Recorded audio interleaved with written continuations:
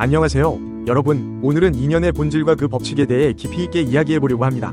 우리 삶에서 인연이라는 말을 자주 사용하지만 과연 그 진정한 의미를 알고 있을까요? 먼저, 인연에는 여러 가지 단계와 깊이가 있다는 점을 이해해야 합니다.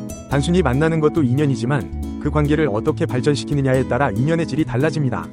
예를 들어, 우리가 같은 시대에 태어난 것 자체가 넓은 의미의 인연이지만 더 깊은 인연을 맺기 위해서는 노력이 필요합니다. 인연의 깊이를 100%라고 가정했을 때 우리는 대략적으로 70% 정도의 인연, 30% 정도의 인연 등으로 나눌 수 있습니다. 이는 마치 그래프를 그리는 것처럼 시각화할 수 있죠. 이런 식으로 인연의 등급을 매기면 우리는 각자의 관계에서 어느 정도의 인연을 맺고 있는지 파악할 수 있습니다. 그런데 여기서 중요한 점은 깊은 인연을 맺기 위해서는 반드시 노력이 필요하다는 것입니다. 노력 없이 가까워진 관계는 쉽게 멀어질 수 있습니다. 이는 친구 관계에서도 가족 관계에서도 마찬가지입니다. 예를 들어 부부 관계를 생각해 봅시다. 많은 사람들이 결혼을 하고 부부가 된다고 생각하지만 진정한 의미의 부부가 되기 위해서는 지속적인 노력이 필요합니다. 진정한 부부는 일심동체가 되어 어떤 힘으로도 갈라놓을 수 없는 관계가 됩니다. 이는 현세뿐만 아니라 내세까지 이어지는 깊은 인연을 의미합니다. 하지만 현실에서는 많은 부부들이 서로 맞지 않아 다투고 갈등을 겪습니다. 이는 부부의 본질을 제대로 이해하지 못하고 그 관계를 발전시키기 위한 노력을 하지 않기 때문입니다. 이런 점에서 우리는 부부 연구와 같은 깊이 있는 탐구가 필요합니다. 이를 통해 더 나은 관계를 만들어갈 수 있고 이는 결국 인류 전체에 이로운 일이 될 것입니다. 인연을 맺는 과정에서 우리가 주의해야 할 점은 노력 없이 가까워진 관계는 쉽게 무너질 수 있다는 것입니다.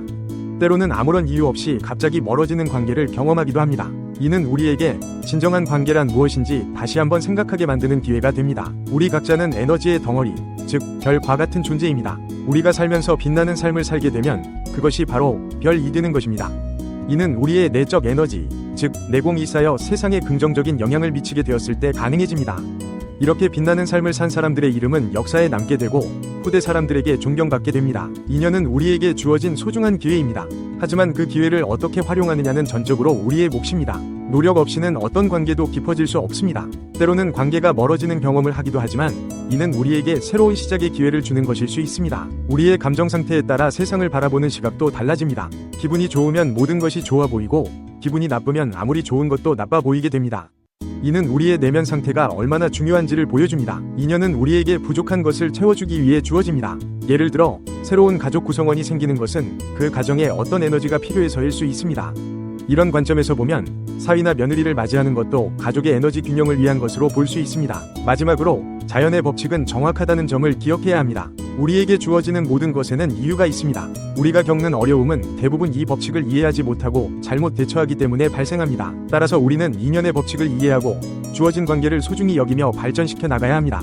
노력을 통해 깊은 인연을 맺고 그를 통해 우리 자신과 주변 세상을 더 풍요롭게 만들어 나갈 수 있을 것입니다. 이상으로 인연의 본질과 그 법칙에 대한 이야기를 마치겠습니다. 여러분의 삶에 좋은 인연이 가득하기를 바랍니다. 감사합니다.